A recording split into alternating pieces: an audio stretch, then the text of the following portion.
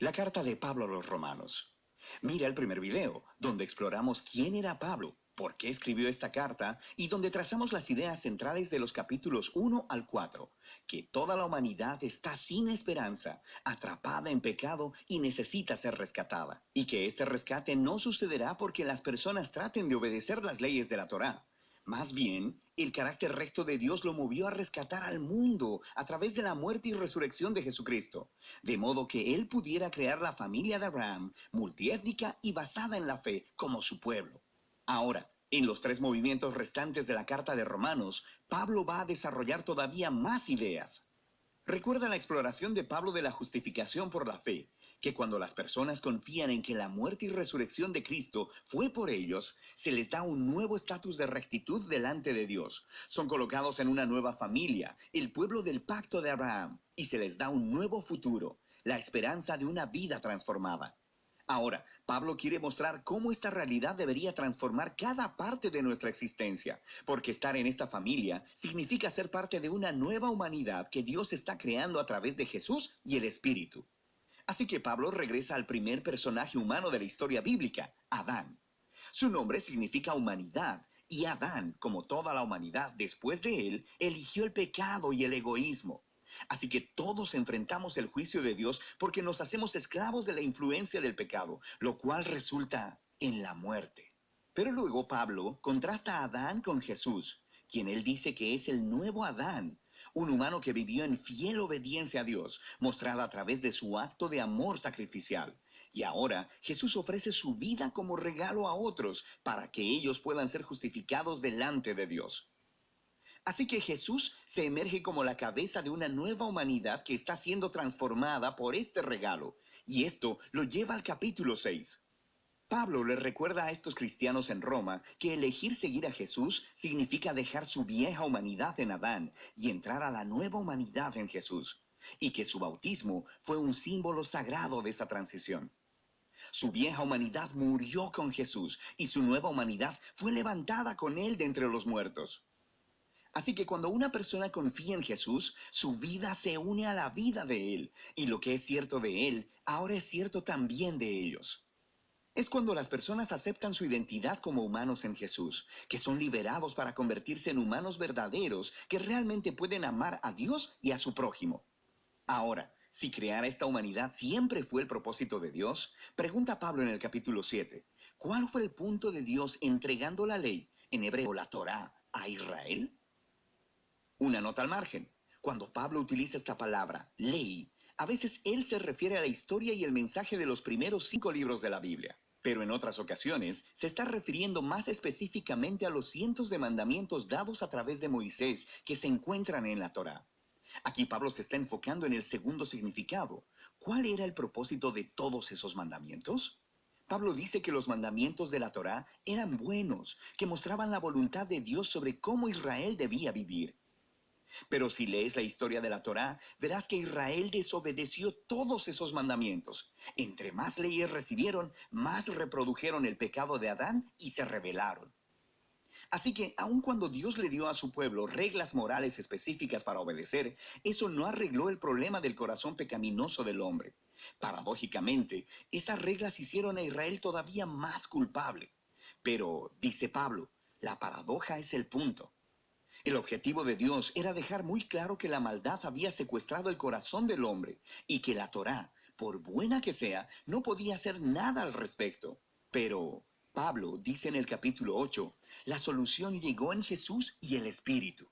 Y es así como los mandamientos de la Torá actuaron como una lupa, enfocaron el problema de la condición humana en un solo lugar, en el pueblo de Israel.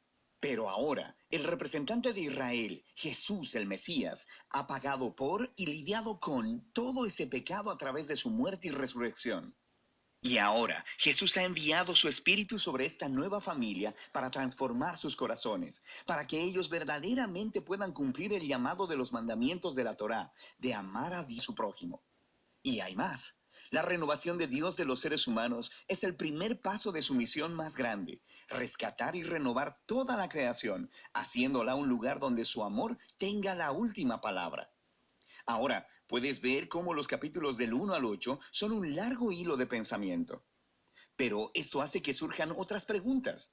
Si todo esto fue el propósito de Dios, ¿cuál es el estatus actual de los israelitas que no reconocen a Jesús como el Mesías? ¿Cómo esta historia cumple las promesas de Dios para ellos? Pablo comienza el capítulo 9 con su angustia personal sobre sus compañeros israelitas, que no ven a Jesús como su Mesías. Y esto lo lleva a reflexionar en el Israel del pasado a partir de la historia en el Antiguo Testamento. Y él nos recuerda que simplemente ser un israelita étnico, un descendiente físico de Abraham, nunca hizo de nadie automáticamente un miembro fiel de la familia del pacto. Pablo nos muestra cómo Dios siempre ha seleccionado a un subgrupo de la familia de Abraham para llevar la línea de la promesa. Y su punto es que ahora la línea de la promesa es adelantada por aquellos que siguen a Jesús. Él nos recuerda que por un largo tiempo, personas dentro y fuera de la familia de Abraham han rechazado la voluntad de Dios. Él nos recuerda la historia de Israel, el becerro de oro y la rebelión de Faraón. Él nos muestra cómo Dios fue capaz de orquestar eventos para que el rechazo del pueblo egipcio hacia él lograra sus propósitos redentores. Así que, en el capítulo 10, Pablo cambia su enfoque al Israel del presente. La razón por la que muchos israelitas rechazan a Jesús es porque ellos están basando su relación de pacto con Dios en su desempeño respecto a los mandamientos en la Torá. Y muy tristemente, no reconocen lo que Dios ha hecho a través de Jesús para crear una nueva familia de pacto basada en la fe. Así que, Pablo pregunta en el capítulo 11, ¿cuál es el futuro de Israel? ¿Ha rechazado Dios a su pueblo? No, dice él. Hay muchas personas judías, como yo mismo, que reconocemos a Jesús como nuestro Mesías, pero hay muchas que no. Pero Dios fue capaz de usar el rechazo de ellos para cumplir sus propios propósitos. Su rechazo causó que el Evangelio se esparciera aún más rápido y más lejos dentro del mundo gentil, haciendo la familia de Abraham aún más grande y multiétnica. Pablo describe a la familia del pacto de Dios como un gran olivo y que los rechazadores de Jesús han sido arrancados, por así decirlo, y estos gentiles son como ramas salvajes que han sido injertadas en el árbol familiar. Sin embargo, dice Pablo, un día Jesús será reconocido por su propio pueblo. No nos ofrece detalles de cómo. Pablo simplemente confía en el carácter de Dios y en la promesa de que Él no abandonará a su pueblo del pacto, lo que transiciona hacia la sección final del libro, los capítulos del 12 al 16.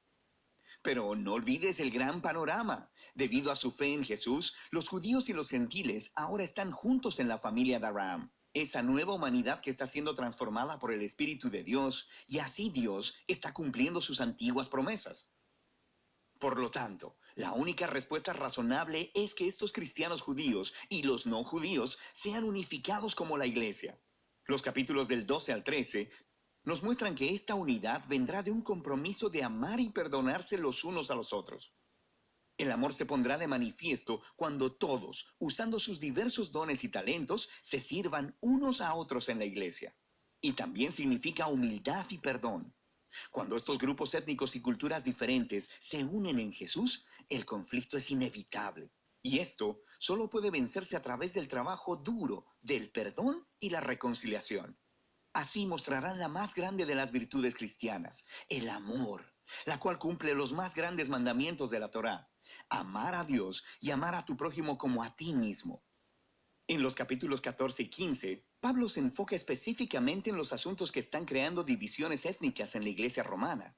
Estas son disputas acerca de las leyes de alimentación judías y del día de reposo. Y Pablo dice que estas prácticas no definen quién está dentro y fuera de la familia de Dios. Y si las personas difieren sobre estos temas culturales, importantes pero no esenciales, necesitan aprender a respetar sus diferencias. Y de esta manera, el amor sanará y unificará a la familia de Jesús. Pablo cierra la carta primero recomendando a Febe, quien es una líder clave en la iglesia de Cencrea. Ella tuvo el honor de llevar y quizá incluso leer en voz alta por primera vez esta carta a las iglesias romanas. Pablo luego concluye saludando a todas las personas que no ha visto por mucho tiempo. Y ese es el final. ¡Wow! Ahora puedes ver mejor cómo todas las piezas de esta carta encajan y muestran la gran obra maestra que es. Y de eso se trata la carta a los romanos.